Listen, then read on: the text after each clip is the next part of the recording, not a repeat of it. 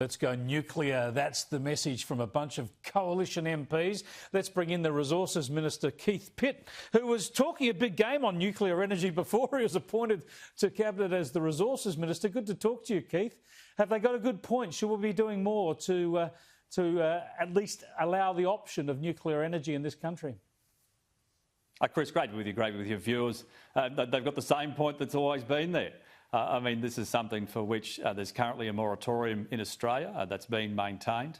But it is the coalition government which has a watching brief on small modular reactors through the technology roadmap. But once again, for this to move forward, we need bipartisan support. But why shouldn't we be having a conversation with the Australian people? Yeah, it just seems to make so much sense, especially on the Green left side of the debate. They want to get emissions-free energy and they want to spend billions of dollars of doing it. I would have thought the only real argument against nuclear is the cost. We're spending so much on other adjustments to our energy mix. Then nuclear, in many respects, is the silver bullet. It's emissions-free electricity that's baseload and is there when you want it forever. Well, all the reasons we've got a watching brief on it now. I mean, small modular reactors are working their way forward. We know they're well advanced in the United States. But yeah, Chris, you know how this works. We've got each way Albo, who's become no way Albo. He's no way for coal, he's no way for oil, he's no way for gas, he's certainly no way for nuclear. They're not even willing to have a conversation. So, with Facebook unfriending Australia today, they're probably a bit more limited in terms of the scare campaign, but we always expect to see one from the opposition.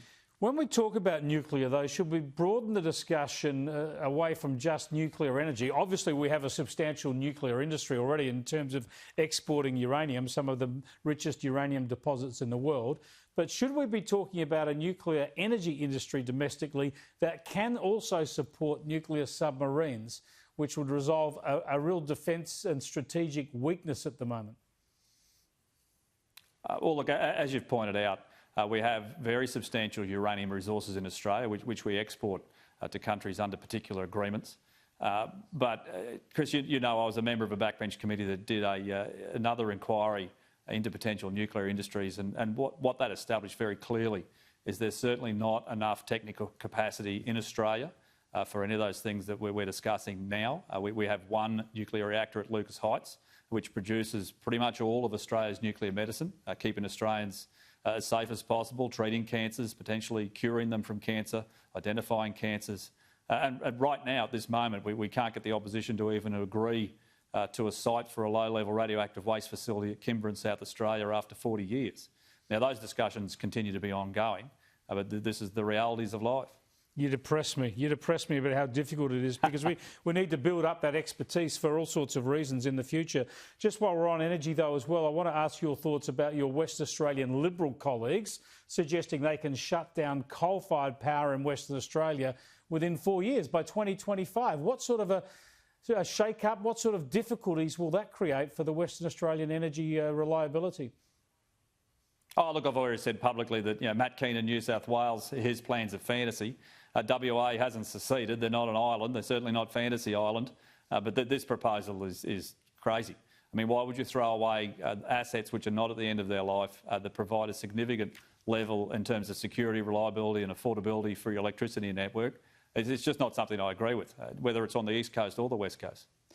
Yeah, well, we'll see. They're taking it to the election. And just finally on that, Barnaby Joyce wanting to use some of the Clean Energy Finance Corporation to fund coal energy. That's not going to fly, is it?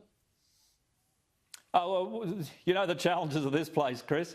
This is about the art of the achievable. Whatever happens, we have to get it through the Senate. I think that it'd be difficult to get support for that proposal. But there are other ways for the Commonwealth to potentially support Healy coal and upgrades to coal. In fact, there was an announcement from Angus Taylor just a few months ago for Vales Point, where we were going to provide some support to decrease the level of emissions at Vales Point with agreement of the owner. That was a substantial project for which we would get a good environmental outcome. That's now gone off the back of Matt Keane's announcement for New South Wales. So there's all sorts of opportunities right across the sector. And if you go to Millmerran up in Queensland, it is a Healy coal power plant at Millmerran where they're looking to put in a trial plant for CCS. They've already done some bores out in the Surat Basin. That looks really promising. Thanks for joining us, Keith. I appreciate it. Hey, great to be with you. it's going to be tough to get nuclear energy in this country, but people have got pushing it. They've got to keep pushing it and looking at it.